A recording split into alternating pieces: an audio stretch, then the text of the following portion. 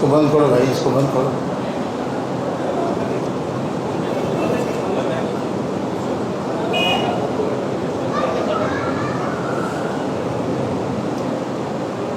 اعوذ باللہ من الشیطان الرجیم اعوذ باللہ من الشیطان الرجیم ولا يحسبن الذين يبخلون بما آتاهم الله من فضله هو خيرا لهم بل هو شر لهم سيطوقون ما بخلوا به يوم القيامة ولله ميراث السماوات والأرض والله بما تعملون خبير لقد سمع الله قول الذين قالوا إن الله فقير ونحن أغنياء سنكتب ما قالوا وقتلهم الأنبياء بغير حق ونقول ذوقوا عذاب الحريق ذلك بما قدمت أيديكم وأن الله ليس بظلام للعبيد الذين قالوا إن الله عهد إلينا ألا نؤمن لرسول حتى يأتينا بقربان تأكله النار قل قد جاءكم رسل من قبلي بالبينات وبالذي قلتم فلم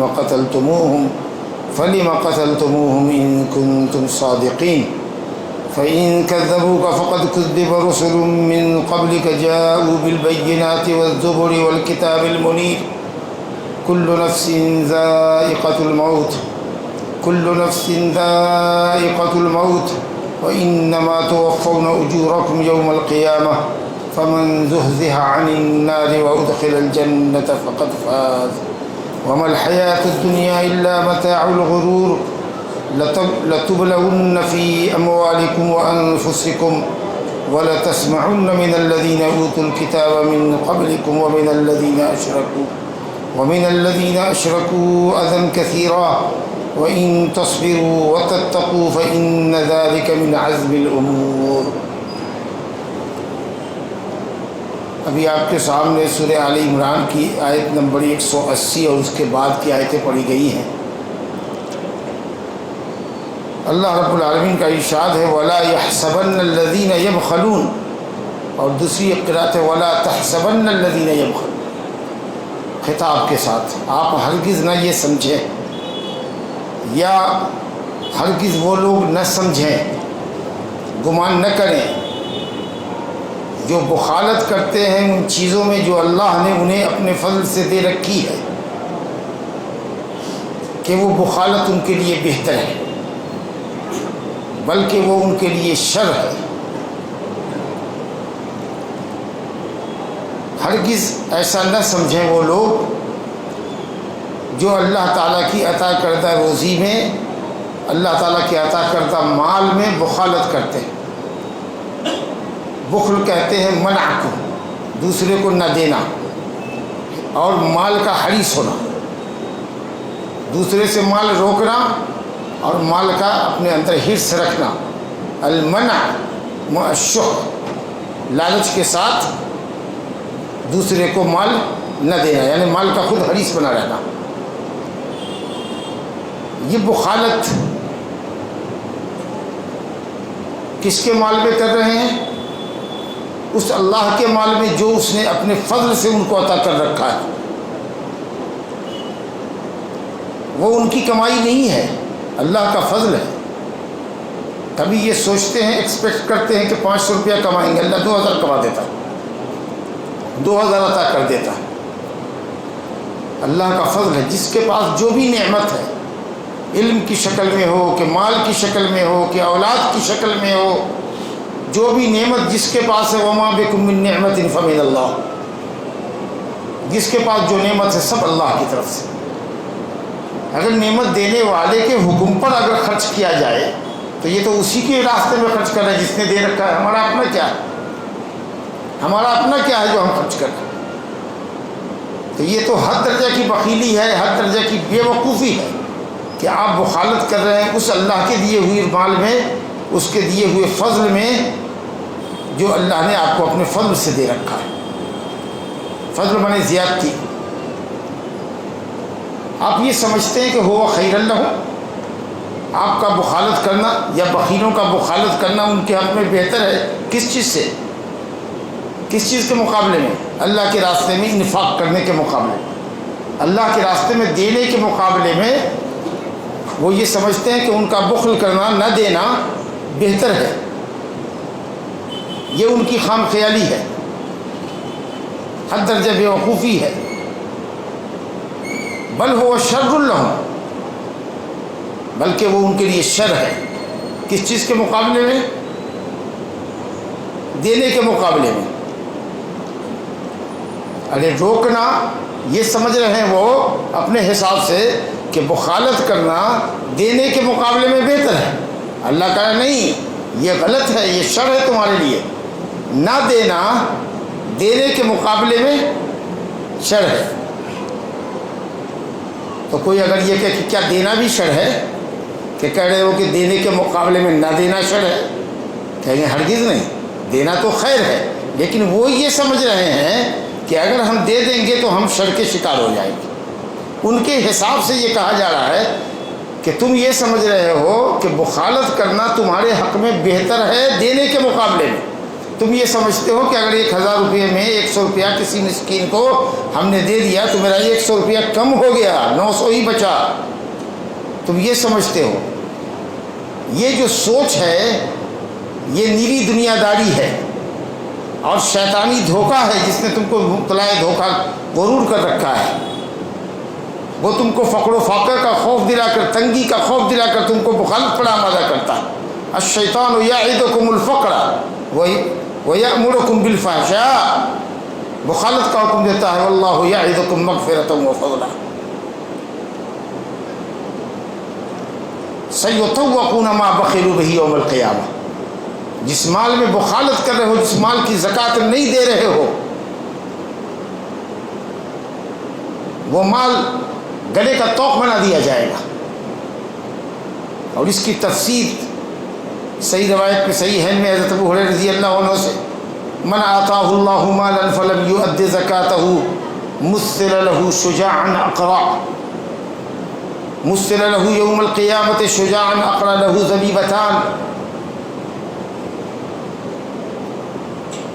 یطوقون به یوم القیامہ فیأخذ بلہزمتیہ اے بشدقیہ ویقول انا مالک انا مالک انا کنزک، او کما قال صلی اللہ علیہ وسلم، فرمایا جس کو اللہ نے مال دیا ہو اور وہ اس کی زکوٰۃ نہ نکالے، فلم یؤد زکاتہ، جس کو اللہ نے مال دیا اور اس نے اس کی زکوٰۃ نہیں ادا کی، مثل لہ، وہ مال بدل دیا جائے گا گنجے سانپ کی شکل میں، شجاعاً اقرع، شجاع کہتے ہیں مذکر سانپ، اور اقرع جس کا بال سر سے اتر گیا ہو، گنجا، یعنی زہر کی کثرت کی وجہ سے اس کے سر پہ بال نہ ہو، رواں نہ ہو۔ لہو زبیبتان، اللہ اکبر، لہو زبیبتان، اس کے دو گلینڈس ہوں نیچے جو خطرناک ہوتے ہیں اور شاید زہر سے بھرے ہوتے ہیں۔ لہو زبیبتان، انگور کے دانوں کی طرح کالے کالے، زہر کی تھیلی ہے یا دیکھنے میں خطرناکی ہے اس کی۔ یطوقون بہ، وہ سانپ ان کے گلے میں لپیٹ دیا جائے گا، جو ان کے جبڑوں کو، گلپھڑوں کو پکڑے گا اور کاٹے گا، چیڑے گا اور کہے گا انا مالک انا کنزک، انا مالک انا کنزک، میں تمہارا وہ مال ہوں، میں تیرا وہ خزانہ ہوں جس کو تو سید کے رکھتا تھا، جمع کر کے رکھتا تھا اور اپنے مال کی زکوٰۃ نہیں دیتا تھا۔ والعیاذ باللہ۔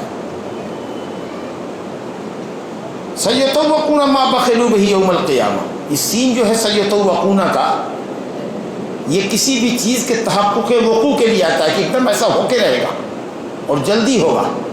سین تنفیذ کے لیے اور تحقیق کے لیے آتا ہے، یعنی جو وعدہ کیا جا رہا ہے تم سے وہ بہت جلد دیکھو گے اور یقینی طور پر دیکھو گے۔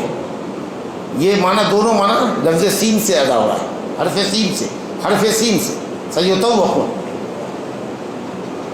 یوم القیامہ. اگر کوئی کہے کہ آپ کہتے ہیں کہ سین جلدی کے معنی میں ہے اور قیامت کے دن کی بات کہی جا رہی ہے کہ قیامت کے دن سانپ بنا کر کے گلے میں ڈالا جائے گا، تو قیامت جلدی ہے کیا؟ جی کہے گا بالکل. وما یدریک لعل الساعۃ تکون قریبا، آپ کو کیا معلوم کہ قیامت بہت جلد ہو؟ اللہ نے تو خود ہی فرمایا لعل الساعۃ تکون قریبا،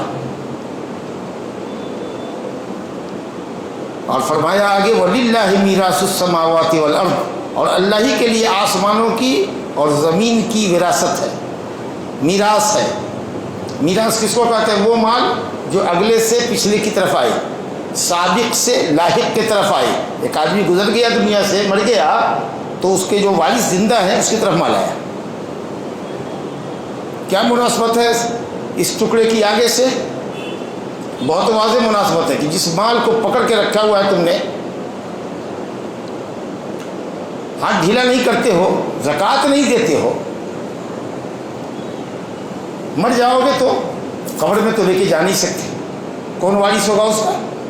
تمہاری اولاد وارث ہوگی. وہ مر جائے گی تو اس کی اولاد وارث ہوگی، وہ مر جائے گی تو اس کی اولاد وارث ہوگی، اور سب مر جائے گا تو اس مال کا اور زمین اور آسمان کا وارث کون ہوگا؟ اللہ سبحانہ و تعالیٰ. تو یہ مال تو تمہارے پاس رہنے والا نہیں ہے، جدھر سے آیا ہے ادھر ہی جائے گا، جس نے دیا ہے وہی لے لے گا.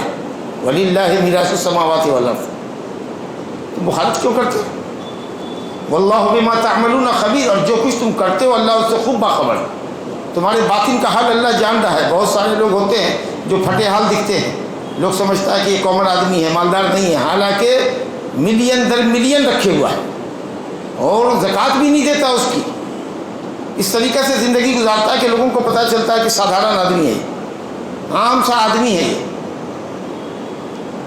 یہ دنیا والوں کو تم ایسا دکھا رہے ہو، لیکن اللہ تو جان رہا ہے کہ اس نے تم کو ملین ملین دے رکھا ہے، اور وہ یہ بھی جانتا ہے کہ تم مخالفت کرتے ہو، زکوٰۃ نہیں دے رہے ہو. اور عام طریقے سے ایسا تجربہ ہے کہ جو آدمی نیکی کے راستے میں مال نہیں خرچ کرتا، کسی نہ کسی طریقے سے اس کا مال گناہ کے راستے میں خرچ ہو جاتا ہے. تو یہ سب سے اللہ تعالیٰ باخبر ہے. اس طرح کی ایک گویا کہ اس میں تحدید، وارننگ ہے کہ اگر تم نے یہ مال چھپا کے رکھا ہے اور اس کی زکوٰۃ نہیں دیتے ہو تو اللہ تعالیٰ باخبر ہے تم سے، وہ سخت حساب لے گا تمہارا. والعیاذ باللہ. دوسری آیت دیکھیے، لقد سمع اللہ قول الذین قالوا ان اللہ فقیر ونحن اغنیاء. کہیں بھی لام اگر مفتوحہ آئے تو اس سے پہلے جملہ قسمیہ محذوف ہے. قسم اللہ نے کھا کر کے کہا ہے، واو قسمیہ محذوف ہے، اور لام تاکید کے لیے ہے، اور قد بھی تاکید کے لیے. گویا تین تین مؤکدات ہیں، یہ بات ہم ہمیشہ کہتے رہتے ہیں. وَلَقَدْ، بالکل یقین کے ساتھ. یہ کیوں اللہ تعالیٰ اتنی تاکید کر رہا ہے؟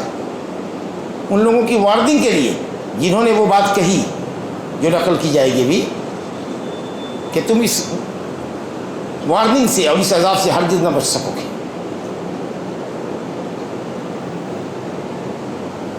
اللہ نے سن لیا ان لوگوں کے قول کو. اللہ تعالیٰ سنتا ہے لیکن بلا سمعین. اللہ تعالیٰ سنتا ہے بلا اذن، بلا سمعین. اللہ سنتا ہے بلا اذن. کان نہیں اللہ کے لیے ثابت کر سکتے ہیں کیونکہ اس کا ذکر حدیث قرآن میں نہیں ہے. اللہ سنتا ہے بغیر اذن کے، لیکن سنتا ہے. آپ کے پاس کان نہ ہو تو نہیں سنیں گے، لیکن یہی زمین جو سن رہی ہے، جو آپ کے عملوں کو دیکھ رہی ہے، قیامت کے دن آپ کے خلاف گواہی دے گی. یہ ہاتھ اور پاؤں جس کے لیے آپ کر رہے ہیں، جو کچھ بول رہے ہیں، جو کچھ کر رہے ہیں ان ہاتھوں سے، قیامت کے دن یہ آپ کے خلاف گواہی دے گا، بولے گا. اس میں کدھر آنکھ ہے، کدھر کان ہے ہاتھ کے اندر؟ تو اللہ تعالیٰ بلا اذن کے سنتا ہے، بغیر کان کے. اور اللہ دیکھتا ہے لیکن اس کے لیے آنکھ ہے. آنکھ کا ذکر آیا ہے، تجری بأعیننا، ہماری آنکھوں کے سامنے کشتی چل رہی تھی. سمجھا کہ وَاصْنَعِ الْفُلْكَ بِأَعْيُنِنَا، حضرت نوح علیہ السلام کو اللہ نے کہا کشتی بنا ہماری آنکھوں کے سامنے. تو وہ دیکھتا ہے، جہاں جو چیز ثابت ہے ہم وہ ثابت کریں گے، کیونکہ قرآن حدیث میں نہیں ثابت ہے نہیں ثابت کریں گے. اللہ سنتا ہے لیکن کان نہیں ہے. اللہ دیکھتا ہے لیکن اس کے پاس آنکھ ہے. اللہ کہتا ہے لقد سمع اللہ، اللہ نے سن لیا، اللہ نے یہ بات جان لی جو کہا کہنے والے نے. اور وہ بدبخت کہنے والے، اس بدبختانہ کلام کے کہنے والے یہودی تھے. یہودیوں کی ایک جماعت تھی، اس میں ایک آدمی فنحاس نام کا تھا، این کان کوئی بھی رہا ہو مردود، نام اللہ تعالیٰ نے نہیں لیا ہے، قوم بات کیا ہے انداز. کہا کہنے والوں نے، ایک جماعت نے کہا امت میں صرف 2 آدمی کا نہیں نام آیا ہے قرآن مجید میں. اس امت کے صرف 2 آدمی کا نام آیا ہے، ایک امت اجابت میں سے، ایک امت دعوت میں سے. مسلمانوں میں سے ایک کا نام آیا ہے، وہ حضرت زید ہے. فلما قضا زید منها وطرا زوجناکا. اور دوسرا ابو لہب، تبت یدا ابی لہب وتب، بس اور کسی کا نام نہیں آیا. اور نام سے مطلب بھی کیا ہے؟ نام اگر لیا جاتا اور ہو سکتا ہے کہ وہ شخص آگے چل کر کے اگر مسلمان ہو جاتا تو اس کے نام کے ساتھ جو عیب ہو، اس کی صفت ہے خراب صفت، وہ ہمیشہ قرآن میں رہ جاتی تھی.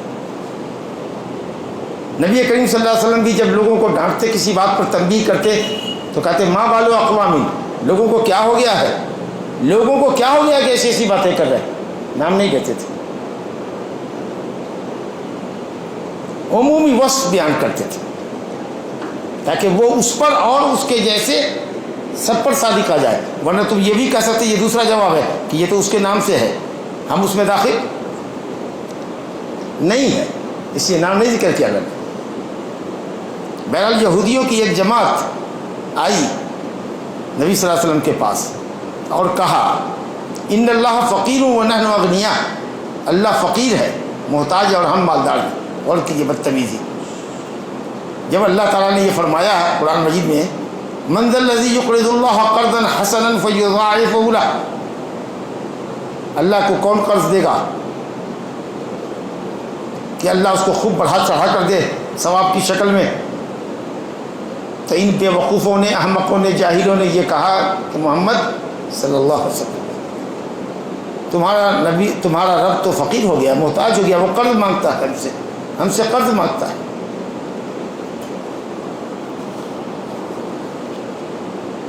ان بے وقوفوں کو نہیں معلوم کہ رب العالمین نے اللہ کے راستے میں خرچ کرنے والے کے مال کو قرض سے تعبیر کیا ہے کہ جیسے مختلف قرض لینے والا مقرض کے قرض دینے والے کے قرض کو چکاتا ہے، ویسے رب العالمین گارنٹی دے رہا ہے کہ اگر تم اللہ کے راستے میں خرچ کرو گے، نیکی کے راستے میں خرچ کرو گے، تو ہم اس کو ایسے ادا کریں گے جیسے کوئی قرض لینے والا قرض دینے والے کا قرض چکاتا ہے. اس فائدے کو، اس نقطے کو سمجھ نہیں سکے اور کہا کہ رب تمہارا جو ہے فقیر ہے. اور اس کے اوپر آگے بدتمیزی دیکھی، صرف ایسے نہیں، جو انکر القول ہے، سب سے منکر قول تھا یہ، اسی پر بس نہیں کیا بلکہ اللہ کا نقص ثابت کیا اور اپنے لیے کمال ثابت کیا کہ وَنَحْنُ أَغْنِيَاء، ہم مالدار ہیں، وہ محتاج ہیں، ہم کامل ہیں اور وہ ناقص ہے. اللہ رب العالمین فرماتا ہے سَنَكْتُبُ مَا قَالُوا، یہاں پر بھی سین دیکھیے، بالتحقیق ہم لکھ لیں گے اس کی بولی کو، ہم لکھ لیں گے مطلب فرشتوں کے ذریعے لکھوائیں گے جو کرامن کاتبین ہیں. ما یلفظ من قول الا لدیہ رقیب عتید، سخت نگہبان، بڑے مضبوط پہلوان، پہلے دار، مضبوط طاقتور فرشتے موجود ہیں، جو بھی کچھ تمہاری زبان سے نکلتا ہے اس کو وہ لکھ ڈالتے ہیں. یوں اللہ رب العالمین لکھوائے گا تمہاری باتوں کو جو تمہیں کہی ہے، شرکیہ اور کفریہ باتیں. اور صرف یہی نہیں، اللہ تعالیٰ نے ان کے اور پول کھولے، وَقَتْلَهُمُ الْأَنْبِيَاءَ بِغَيْرِ حَقٍّ، اور نبیوں کا قتل کرنا بھی لکھیں گے کہ تم نے ناحق نبیوں کو ہمارے قتل کیا. انبیاء بالیا اور انبیاء بالحمزہ دونوں پڑھا گیا. انبیاء نبا سے، بڑی اہم خبر دینے والے، اور انبیاء بالیا نبوہ سے، اونچے مقام پر فائز. تو وہ اہم خبر بھی دے رہے ہیں اور مرتبے کے اعتبار سے بھی وہ اونچے ہوتے ہیں. نبی جو ہے نبا سے ہے یا نبوہ سے، نبوہ مانے بولے تو اونچا مقام، اور نبا بولے تو اہم خبر. تو انبیاء کو جو ناحق قتل کیا ہے وہ بھی لکھے نہیں. ناحق قتل کرنے کا کیا مطلب؟ کیا انبیاء کا قتل حق بھی ہوتا ہے؟ انبیاء کا قتل کرنا بھی حق ہو سکتا ہے کیا؟ تو معلوم یہ ہوا کہ یہ ان کی شناعت اور قباحت کو بیان کرنے کے لیے اللہ نے ذکر کیا. یہ قید جو ہے احترازی نہیں ہے، یہ قید ان کی حقیقت کو کھول رہی ہے کہ جن کا کوئی جرم نہیں تھا، جو دنیا کی اصلاح کے لیے آئے تھے، وہ کسی حال میں قتل کیے جانے والے نہیں تھے، لیکن بلا قصور تم نے قتل کیا. ایسا نہیں کہ نبی کا قتل حق ہوتا ہے، نعوذ باللہ، وہ تو ہر حال میں ناحق ہی ہوگا. سمجھا؟ لاؤ اللہ تعالیٰ نے کہا کہ شرک کے اوپر اللہ نے، تم شرک کرتے ہو جس پر اللہ نے کوئی دلیل نہیں اتاری. اس کا مطلب کیا کہ شرک پر دلیل ہے کیا؟ نہیں ہے. یہ بتانے کے لیے کہ شرک بے دلیل ہے. بہرحال کہا یہ بھی لکھیں گے. وَنَقُولُ، اور ہم کہیں گے، اللہ کہتا ہے اور اللہ کلام فرماتا ہے، اور وہ کلام حرف کے ساتھ ہوتا ہے، ورڈ کے ساتھ ہوتا ہے، اور وہ کلام سننے والا سنتا ہے جس کو وہ سناتا ہے. ایسا نہیں جیسے کہ معتزلہ نے کلام کی صفت کا انکار کیا، یا شاعرہ نے کہا کہ کلام نفسی ہے، جو اللہ سے لگا ہوا ہے وہ کلام ہے، اور جب وہ حرف اور صوت کی شکل میں آتا ہے تو مخلوق ہوتا ہے. نعوذ باللہ. تو اللہ کلام کرتا ہے حرف کے ساتھ اور اس کی آواز ہوتی ہے. اب پورے آسمان میں کب کبھی تالی ہو جاتی ہے حدیث سے. بہرحال تو ہم کہیں گے ذوقوا عذاب الحریق، انتہائی تیز گرم آگ کے عذاب کو چکھو. چکھنے کا مطلب تجربہ کرو، ایکسپریمنٹ کرو. آگ تو چکھنے کی چیز ہے نہیں، مطلب جھیلو، چکھنا نہیں جھیلنا. لیکن اس کو ذوق سے تعبیر کیوں کیا گیا؟ چکھنے سے، کہ اگر کسی چیز کا ذائقہ معلوم کرنا ہو کہ یہ چیز اچھی ہے، کھٹی ہے، کڑوی ہے، مزیدار ہے کہ سڑی گلی ہے، تو اس کو آدمی ذرا سا لیتا ہے اور زبان پہ ڈالتا ہے. چکھنے کے بعد وہ فیصلہ کرتا ہے کہ کیا چیز ہے. تو اب وہ بات حق الیقین تک پہنچ جاتی ہے جب آدمی چکھ لیتا ہے کسی کھانے کی چیز کو. چکھنے والی چیز کو جب آدمی چکھ لیتا ہے تو حق الیقین، وہ جو بول رہا ہے اب وہ بات بالکل حق الیقین. گویا کہ یہ عذاب بالکل حق ہوگا، اور یہ جلتے پر نمک کا کام ہو رہا ہے. عذاب میں چکھ رہا ہے اور اس کو ذلیل اور رسوا کرتے ہوئے کہ ہاں گڑ مزہ کا ہوتا چکھو. اخسؤوا فیہا ولا تکلمون، مردود رسوا ہو کر کے اسی میرا ہمیں چکھ. ذق انک انت العزیز الکریم، بڑا بنتا تھا، بڑا اپنے کو غالب سمجھتا تھا، بڑی قوت والا سمجھتا تھا، بڑا عزت دار اپنے کو سمجھتا تھا. ذق انک انت، مزہ چکھ مردود. نہیں سمجھا؟ یہ گویا جلتے پر نمک کا کام کر رہا ہے. یہ نفسیاتی ٹارچنگ ہے. ایک تو جسمانی ٹارچنگ ہو رہی ہے آگ کے ذریعے، اور نفسیاتی طور پر بھی دباؤ پڑ رہا ہے. ایک آدمی بیماری میں پوچھ رہا ہوگا، ہاں مزہ لے رہے ہو نا، اور مطلب اور پڑے رہو درد میں علم میں، کیسا لگے اس کو. ذوقوا عذاب الحریق. اور یہ جو ہم عذاب تم کو دے رہے ہیں، ذالک، یہ جو عذاب تم کو مل رہا ہے، بما قدمت ایدیکم، یہ وہ کام کے بدلے ہے جو تم نے دنیا میں کیا تھا. یہ تمہارا کیا ہوا ہے، تم کو تمہارے کیے کی سزا ہم دے رہے ہیں. اللہ ظالم نہیں ہے، بغیر کیے ہوئے کسی کو سزا نہیں دے سکتا. ہاں بغیر کیے ہوئے اللہ تعالیٰ فضل تو فرما سکتا ہے لیکن ظلم نہیں کرے گا. وہ فضل تو کرتا ہے لیکن ظلم نہیں کر سکتا، عدل کرتا ہے. مجرم کو صرف سزا دیتا ہے اتنی جتنا کا وہ مستحق ہے، سے زیادہ کا نہیں. ایدیکم مراد تمہاری ذات میں، صرف ہاتھ نہیں، ایدیت کی جمع ہے. چکھو اس کام کا مزہ جو تمہارے ہاتھ نے کیا ہے. آدمی صرف ہاتھ سے ہی گناہ نہیں کرتا، منہ سے بھی کرتا ہے. یہ جو کہا اللہ فقیر ہے اور ہم مالدار ہیں، یہ تو زبان سے بولے ہو. کچھ گناہ انسان پاؤں سے کرتا ہے، لیکن زیادہ تر کام جو ہوتا ہے آدمی کا، لینا دینا، مارنا پیٹنا، وہ ہاتھ سے ہوتا ہے. اب ہاتھ سے عمل بھی ہوتا ہے، ہاتھ سے تحریر بھی ہوتی ہے. سمجھا نا؟ اس لیے ایدیکم کہا، لیکن مراد تمہاری ذات، کہ تم نے جو کچھ کیا ہے اور کہا ہے اور کرا ہے، جو تم نے اپنے ہاتھ سے کیا ہو، پاؤں سے کیا ہو، زبان سے کہا ہو، جو بھی کچھ ہے وہ تمہاری خود کی کمائی ہے. یہ تم کر کے آئے ہو.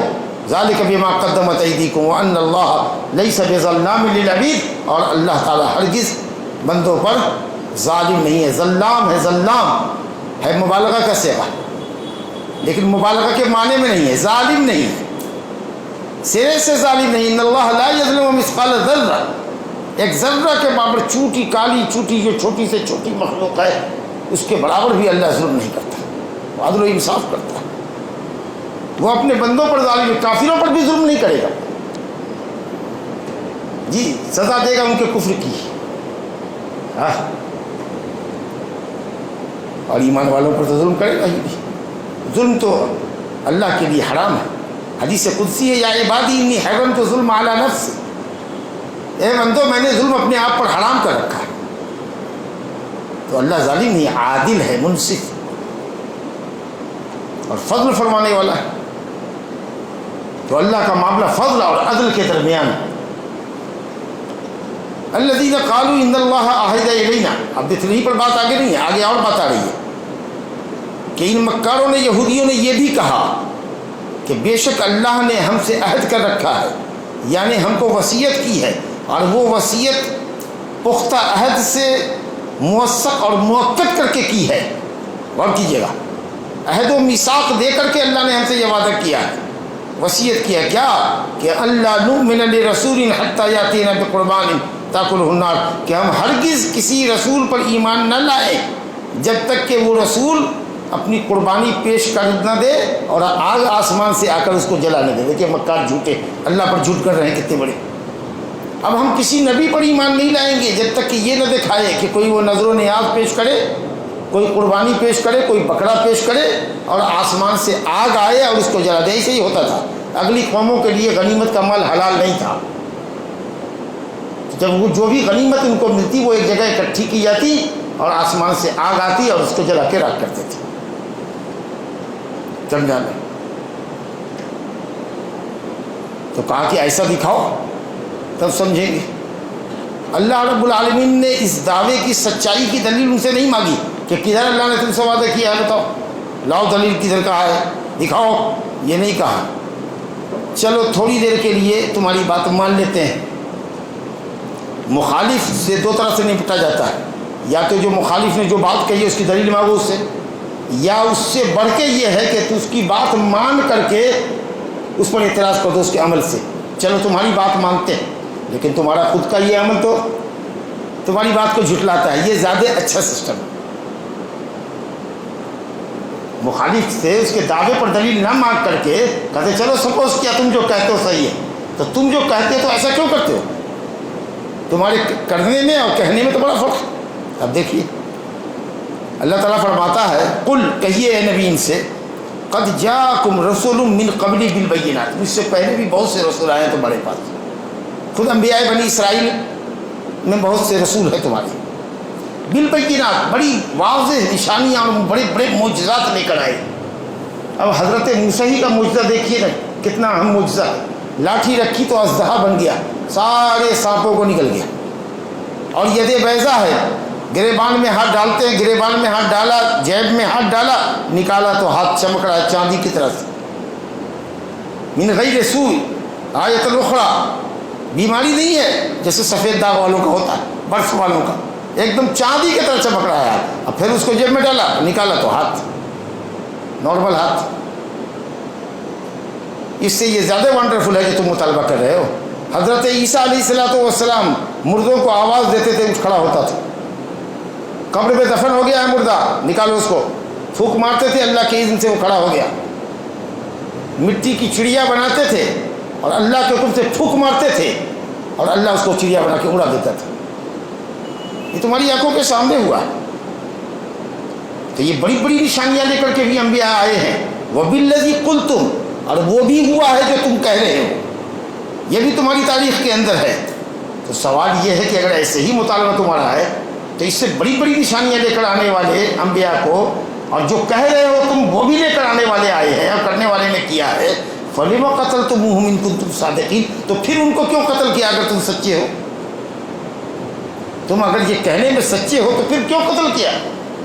تم تو اپنی بات سے خود پکڑے گئے، تمہارا عمل تو خود تمہارے کہے ہوئے کہ کا منہ چرا رہا ہے۔ فَإِن كَذَّبُوكَ، اب آگے اللہ اپنے نبی کو ڈھارس دے رہا ہے، اگر یہ آپ کو جھٹلاتے ہیں، فَقَدْ كُذِّبَ رُسُلٌ مِّن قَبْلِكَ، تو آپ سے پہلے بھی رسولوں کو جھٹلایا جا چکا ہے، یہ تسلی ہو رہی ہے۔ حضرات انبیاء کرام کو تو جسمانی اذیتیں دیتے ہی تھے یہ ظالم، لیکن روحانی اذیت بھی پہنچاتے تھے، جھٹلاتے تھے۔ دنیا کے سب سے سچے انسان کو، رسول کو جھوٹا کیا جائے، جی کتنا خراب لگے گا اس کو۔ جو سب سے سچا ہے اس کو آپ کہہ رہے ہیں اپنے درمیان میں کہ جھوٹا ہے، تکذیب کر رہے ہو۔ آپ سے پہلے بھی رسولوں کو جھٹلایا جا چکا، اس سے تسلی ملتی ہے۔ اگر ایک میدان میں ہم لوگ ہیں دعوت تبلیغ کے مثال کے طور پر انبیاء کرام کے ساتھ ہوا، ہم لوگ بھی ہیں، امر بالمعروف نہی عن المنکر کا کام کر رہے ہیں، ظاہر ہے کہ لوگوں کی کچھ آوازیں سننی پڑیں گی، کچھ بھدی باتیں سننی پڑیں گی، لیکن ہم جان رہے ہیں کہ اس میدان کے اکیلے ہم ہی کام کرنے والے نہیں ہیں۔ ہمارے ساتھ یہ بھی دائی ہیں، وہ بھی دائی ہیں، وہ بھی دائی ہیں، وہ بھی دائی ہیں، وہ کر رہے ہیں، ان کے ساتھ بھی یہی کیفیت ہو رہی ہے، اور ہر جگہ دعات کو پریشان کیا جا رہا ہے۔ تو آدمی کو ڈھارس بڑھتی ہے کہ ہم اکیلے نہیں ہیں، ہمارے ساتھ بہت سارے لوگ ابھی روزہ رکھ رہے ہیں، سب لوگ تو روزہ رکھ رہے ہیں، لیکن آسان ہے۔ لیکن اگر یہی کہا جائے شعبان میں روزہ رکھو، محرم میں روزہ رکھو، تو کوئی روزہ رکھتا ہے، عام آدمی روزہ نہیں رکھتا۔ لیکن ابھی ایک ماحول بنا ہوا ہے تو سب روزہ رکھ رہا ہے اور آسانی کے ساتھ رکھ رہا ہے۔ تو ہوتا ہے یہ کہ اگر کوئی مبتلا مصیبت ہو، اگر اسی مصیبت میں دوسرے کو بھی وہ گرفتار دیکھتا ہے، تیسرے کو بھی دیکھتا ہے، تو اس کو تسلی اور تشفی ہو جاتی ہے کہ میں اکیلا نہیں ہوں اس مصیبت میں، دوسرے بھی ہیں بندے۔ تو اللہ اپنے نبی کو فرمانا ہے کہ اگر آپ کو جھٹلایا جا رہا ہے تو جس سے آپ کو بہت تکلیف ہو رہی ہے، اذیت ہو رہی ہے، تو یہ کام دوسروں کے ساتھ بھی ہو چکا ہے اس سے پہلے، یہ تاریخ رہی ہے انبیاء کی۔ وہ بھی آپ سے قبل آئے اور بہت واضح نشانیاں اور علامات لے کر کے آئے، معجزات پیش کیے انہوں نے، والزبر اور واضح و نصیحت کی کتاب لے کر آئے، والکتاب المنیر اور روشن کتاب لے کر آئے۔ تمام انبیاء کی کتابیں روشن تعلیمات پر مشتمل تھی، لیکن پھر بھی جھٹلایا۔ اس کے بعد یہاں مضمون چینج ہوتا ہے۔ اللہ تعالیٰ نے فرمایا کل نفس ذائقۃ الموت، ہر نفس کو موت کا مزہ چکھنا ہے۔ یہ مشرک بھی چکھیں گے، یہود و نصارہ بھی چکھیں گے، تم بھی چکھو گے۔ ہر متنفس، ہر جاندار موت کا مزہ چکھے گا۔ مطلب چکھنے کا کیا مطلب؟ جس طریقے سے چکھ کر کے حقیقت حال پر آدمی مطلع ہوتا ہے، اسی طریقے سے یہ یقینی ہوگا کہ مرو گے۔ ہر کوئی مرے گا، کوئی بچے گا نہیں۔ روئے زمین پر انسان ہو کہ جنات ہو کہ دوسرے جاندار ہوں، سب مریں گے۔ آسمان کے فرشتے مریں گے، ونفخ فی الصور فصعق من فی السماوات ومن فی الارض الا من شاء اللہ، جس کو اللہ چاہے گا۔ بعض لوگوں نے کہا کہ حور و غلمان ہوں گے جن کو اللہ نے ہمیشہ کے لیے پیدا کیا ہے، تو موت نہیں آئے گی۔ کچھ کہتے ہیں ملک الموت ہے، لیکن ملک الموت کو بھی موت آئے گی، پھر وہ اٹھائی جائے گی۔ بہرحال ہر متنفس کو مرنا ہے، جینا کسی کو نہیں۔ یہ ایسے ہی یقینی چیز ہے جیسے کوئی چیک کر کے کسی بات کو یقین کرتا ہے۔ دیکھیے یقین کے 3 مراتب ہیں۔ ایک ہے علم الیقین، یقینی علم ہو، اور ایک ہوتا ہے عین الیقین، آنکھ سے دیکھ کر، اور ایک ہوتا ہے حق الیقین۔ ایک چیز ہو آپ کے نزدیک، ایک آدمی سچا ہو، کہے کہ ہماری جیب میں عطر ہے، آپ سچا سمجھتے ہیں اس کو، تو کہا ٹھیک ہے بات سمجھا۔ پھر اس کے بعد کہ بہت عمدہ عطر ہے، تو وہ عطر کی شیشی نکال کے آپ کو دکھائے گا، اور پھر اس کے بعد لگا بھی دے آپ کو کہ سنو واقعی۔ تو اب پہلا جو مرحلہ تھا وہ علم الیقین تھا، آنکھ سے شیشی دیکھی تو عین الیقین ہوا، اور جب اس کو ایکسپیریمنٹ کیا، چکھا اس کو، سونگھا اس کو، تو حق الیقین ہو گیا۔ وَإِنَّمَا تُوَفَّوْنَ أُجُورَكُمْ يَوْمَ الْقِيَامَةِ، اور تم اپنے عملوں کا پورا بھرپور بدلہ پاؤ گے قیامت کے دن۔ یہ جو کچھ دینداروں کو، نیکوکاروں کو دنیا میں اللہ بدلہ دے رہا ہے اچھائی کی شکل میں، مال و اولاد کی شکل میں، یہ تھوڑا بدلہ ہے۔ اپنے عملوں کا پورا بدلہ تو قیامت کے دن پاؤ گے، جنت کی شکل میں پاؤ گے۔ یہ تو بہت تھوڑا ہے۔ تمہارا 90% یا اس سے بھی زیادہ پرسنٹ ہم کون ہوتے ہیں متعین کرنے والے، آپ کو سمجھانے کے لیے کریں، وہ تمہارا ریزرو ہے آگے کے لیے، تھوڑا سا دے رہے ہیں دنیا میں۔ اور اگر کافر اچھے کام کرے تو ان کو جو کچھ اچھائی یہاں مال و اولاد کی شکل میں ملے گی وہ 100% یہی مل جائے گی، ان کا 1% بھی وہاں آخرت کے لیے باقی نہیں رہے گا، کیونکہ کافروں کے لیے آخرت میں کوئی نیکی نہیں ہے۔ تو فرمایا گیا کہ اپنے عملوں کا پورا پورا بدلہ پاؤ گے، انما توفون، توفیہ مکمل اجر و ثواب پاؤ گے، اجورکم اپنا اجر پاؤ گے۔ اللہ اکبر، ثواب کو اجر سے اللہ نے تعبیر کیا کہ جو محنت تو نے کی ہے اس کی مزدوری ہم دیں گے قیامت کے دن۔ فمن زحزح عن النار، جو جہنم سے بچا لیا جائے، زحزح کہتے ہیں آہستہ سے دھکا مار مار کے ٹھیل کے جہنم سے دور کر دینا۔ یہاں تو لوگ سرپٹ دوڑ رہے ہیں جہنم کی طرف نہ، لیکن جہنم سے نکالے جائیں گے یا بچائے جائیں گے جیسے کہ 10 پولیس ہوتی ہے مثال کے طور پر سمجھو، اور 1 لاکھ آدمی ایجیٹیشن کرنے والے ہوتے، کیا حالت ہوتی ہے، کس طریقے سے اس کو دھکم پیل ہوتا ہے، آہستہ آہستہ آہستہ کر کے دھکا دیا جاتا ہے، پیچھے ہٹایا جاتا ہے، ایسے جہنم سے ہٹائے جائیں گے۔ اتنے لوگ جہنم کی طرف ٹوٹ رہے ہیں۔ فمن زحزح عن النار، جہنم سے بچا لیا گیا ہے، ہٹا لیا جائے، اور پھر کہاں جائے گا؟ جب جہنم میں نہیں جائے گا تو کہاں جائے گا؟ دو ہی دار ہے، ایک دار جہنم ہے، ایک دار جنت ہے۔ کچھ دنوں کے لیے لوگ بیچ میں کھڑے کر دیے جائیں گے دیوار پر، وعلی الاعراف رجال یعرفونہم بسیماہم، سورہ اعراف کا ذکر ہے، لیکن پھر آخر میں اللہ تعالیٰ ان کو بھی جنت میں داخل کرے گا۔ تو جو جہنم سے ہٹا لیا گیا، وَأُدْخِلَ الْجَنَّةَ، اور جنت میں داخل کر دیا گیا، فقد فاز، تو وہ کامیاب ہو گیا، وہ کامیاب ہو گیا۔ اصل کامیابی یہی ہے، اور اس کے لیے ہم کو کوشش کرنی۔ دنیا کی زندگی کا کیا ہے؟ چند روزہ، اور مرنا یقینی ہے، اور کب کس کو مرنا ہے اللہ کی قسم کسی کو اس کی اطلاع نہیں ہے، خبر نہیں۔ اچھے بچھے لوگ بات کر رہے ہوتے ہیں، مر جاتے ہیں، روح پرواز کر جاتی، رات میں سوئے صبح مردہ پائے گئے۔ تو پھر اس کے لیے تیاری کیجئے، دنیا کے پیچھے کیوں بھاگ رہے ہیں؟ یہ تو متاع غرور ہے، یہ وہ پونجی ہے جو آپ کو دھوکے میں مبتلا کی ہوئی ہے، اس کے لیے حاصل کیجیے۔ دنیا بہت کشادہ کر دی گئی ہے۔ ایک زمانہ تھا کہ صحابہ کرام اپنے فقر و فاقہ اور تنگی کی شکایت لے کے نبی صلی اللہ علیہ وسلم کے پاس جاتے تھے کہ بھوکمری کے شکار ہے یا رسول اللہ۔ تو آپ نے کہا واللہ مل فقر اخشى علیکم، قسم اللہ کہ مجھے تنگی کا خوف نہیں ہے تم پر، ولکنی اخشى ان تبسط علیکم الدنیا کما بسطت علی من قبلکم، دنیا تو ایسی پھیلا دی جائے گی اور مال کی اتنی ریل پیل کر دی جائے گی، یا تم اتنے مالدار کر دیے جاؤ گے جیسے کہ تم سے پہلے لوگ مالدار تھے، اور تم مال کو حاصل کرنے میں ایک دوسرے کو ایسے پچھاڑو گے اور ایسے آگے نکلنے کی کوشش کرو گے، وَتُنَافِسُوهَا كَمَا تَنَافَسَهَا مِن قَبْلَكُمْ، جیسے کہ مال کو لوٹنے میں اور حاصل کرنے میں تم سے اگلے لوگوں نے منافست کی، مقابلہ کیا، اور جس طریقے سے مال نے ان کو ہلاک کیا اسی طریقے سے تم بھی ہلاکت میں پڑو گے۔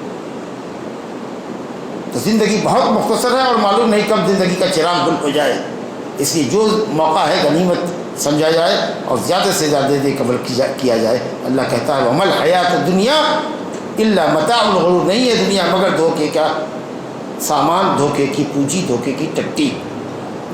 اور آگے ایک آیت ہے درس کی آج، لَتُبْلَوُنَّ، پھر یہ دیکھیے لام ہے مفتوحہ، آگے واو قسمیہ محذوف ہے، لام تاکید ہے، اور نون مشدد ہے، نون ثقیلہ، وَلَتُبْلَوُنَّ، ضرور بھی ضرور، ضرور بھی ضرور، ضرور بھی ضرور تم آزمائے جاؤ گے، تمہارے مال میں اور تمہاری جانوں میں۔ اگر تم مومن ہو تو آزمائش تمہارا مقدر ہے، تمہارے مال پر مصیبت آئے گی، یہ مصیبت اللہ کی طرف سے بھی ہو سکتی ہے، آفت آئی، اور یہ مصیبت اللہ تعالیٰ کی ہی طرف سے ہوتی ہے، لیکن دشمنوں کے ذریعے مشرکین کو مسلط کر دیجیے، تمہارے مال تمہاری دکانوں کو لوٹ کر چلے جائے۔ تمہاری جانوں پر اللہ کی طرف سے مصیبت آ سکتی ہے کہ تم بیمار کر دیے جاؤ، آج طاقتور ہو کل عاجز اور ناتواں بن کے گھر کے بستر پر چٹائی بن کے پڑے رہو، اور انفسکم سے مراد تمہاری بیوی بچوں پر، اولاد بیوی جو تمہارا حصہ ہے، جن کے بغیر تم نہیں ہو، ادھورے ہو، یہ مطلب ہے۔ وَنَبْلُوكُمْ بِالشَّرِّ وَالْخَيْرِ فِتْنَةً، اللہ تعالیٰ شر سے بھی آزماتا ہے اور خیر دے کر بھی آزماتا ہے، اور یہ ضروری بھی ہے۔ اگر ایسا نہ ہو تو کون سچا ہے کون جھوٹا ہے اس میں تمیز نہیں ہوگی، آزمائش ضروری ہے۔ آزمائش ضروری ہے. وَلَيَعْلَمَنَّ اللَّهُ الَّذِينَ صَدَقُوا وَلَيَعْلَمَنَّ الْكَاذِبِينَ. سچا کون ہے جھوٹا کون ہے اس کے لیے آزمائش ضروری ہے. اور الحمدللہ نبی صلی اللہ علیہ وسلم نے فرمایا عجباً لِأَمْرِ الْمُؤْمِنِ إِنَّ أَمْرَهُ كُلَّهُ خَيْرٌ. مومن کا معاملہ کیا ہی قابل تعجب ہے، ہر معاملے میں اس کے بھلائی ہے. إِنْ أَصَابَتْهُ ضَرَّاء صَبَرَ كَانَ خَيْرًا لَهُ وَإِنْ أَصَابَتْهُ سَرَّاء شَكَرَ كَانَ خَيْرًا لَهُ وَلَيْسَ ذَلِكَ إِلَّا لِلْمُؤْمِنِ. کہ اگر تکلیف پہنچتی ہے صبر کرتا ہے تو اجر، اور خوشی پہنچتی ہے اور اللہ کا شکر ادا کرتا ہے تو اجر. دونوں ہاتھ میں لڈو ہے، جو کہا جاتا ہے کہ دونوں ہاتھ میں پھلا کے لڈو. وَلَيْسَ ذَلِكَ إِلَّا لِلْمُؤْمِنِ. اور یہ فضیلت دونوں ہی حالتوں میں یہ تو صرف اللہ کے مومن بندوں کے لیے. تو مال اور جان میں تمہاری آزمائش ہوگی. وَلَا تَسْمَعُنَّ مِنَ الَّذِينَ أُوتُوا الْكِتَابَ مِنْ قَبْلِكُمْ وَمِنَ الَّذِينَ أَشْرَكُوا أَذًى كَثِيرًا. ایمان والوں کو ڈال دی جائے. دیکھیں نا یہودیوں نے کیسی کیسی باتیں کی، اور لوگ کیسی کیسی باتیں کرتے، اللہ کو گالیاں دیتے. کہا یُؤْذِینِی ابن آدم کا بیٹا مجھے ایذا پہنچاتا ہے. یسبنی گالی دیتا ہے، کہتا ہے میرے لیے اولاد ہے، میرے پر بیوی ہے. اولاد اللہ کے لیے ثابت کرتا ہے، یہ اللہ کے گالی دینا ہے. اس سے اذیت ہوتی ہے، تکلیف ہوتی ہے. بندے کے عمل سے اللہ کو اذیت ہوتی ہے، لیکن بندے اللہ کو نقصان نہیں پہنچا سکتے. اذیت میں اور ضرر میں فرق ہے. اگر ایک بدبو چلے تو آپ کو اذیت تو ہوئی بدبو سونگھ کر کے، لیکن آپ کے جسم کو کوئی نقصان نہیں ہوا. لیکن اگر مارا تو جسم کو نقصان پہنچا تو یہ ضرر ہے. یا عبادی انکم لن تبلغوا ضری فتضرونی ولن تبلغوا نفعی فتنفعونی. اے بندو تم مجھے ضرر نہیں پہنچا سکتے چاہ کر کے بھی، اور تم چاہ کر کے بھی میرا نفع نہیں کر سکتے. تو ضرر تو کوئی نہیں پہنچا سکتا اللہ کو، لیکن تمہاری بولی سے تکلیف اس کو ہوتی. یہ مشرکین بھی کچھ نہیں کریں گے، اذیت دیں گے. کبھی تمہارے رسول کو برا کہیں گے، کبھی تمہارے دین کو تقیانوسی دین کہیں گے، کبھی کچھ اور کہیں گے دین کے تعلق سے. اس طرح کی باتیں سننے کو ملتی رہی ہیں، ملتی رہیں گی. تو کیا کرنا چاہیے؟ اللہ تعالیٰ کہتا ہے کہ ضرور ضرور سنو گے ان لوگوں سے جن کو کتاب دی گئی تم سے پہلے، یہود و نصارہ سے سنو گے. وَمِنَ الَّذِينَ أَشْرَكُوا. اور یہ مشرک ہے، جو مشرک ہیں بت پرست، ان کی طرف سے بھی سنو گے. اذًى كَثِيرًا. بہت زیادہ تکلیف دہ باتیں سنو گے، بہت ایسی ویسی غلط حرکتیں دیکھو گے. لیکن وَإِن تَصْبِرُوا وَتَتَّقُوا. اگر تم نے صبر کیا ان کی باتوں پر اور تقویٰ پر قائم رہے، فنڈامنٹلسٹ رہے، اپنے دین پر مضبوطی سے جمے رہے، تو اللہ کہتا ہے فَإِنَّ ذَلِكَ مِنْ عَزْمِ الْأُمُورِ. یہ تمہاری بہت بڑی بہادری ہوگی. تنگ مت آنا ان کی باتوں سے، پریشان مت ہونا، جم کے رکھنا. سمجھا؟ اللہ رب العالمین اسلام کو، مسلمانوں کو غلبہ نصیب فرمائے. اور جو ہم نے نصیحت کی باتیں سنی ہیں، اللہ تعالیٰ ان پر ہم سب کو عمل کرنے کی توفیق عطا فرمائے. ھذا وباللہ التوفیق، وصلی اللہ علی نبینا محمد وعلی آلہ وصحبہ وسلم.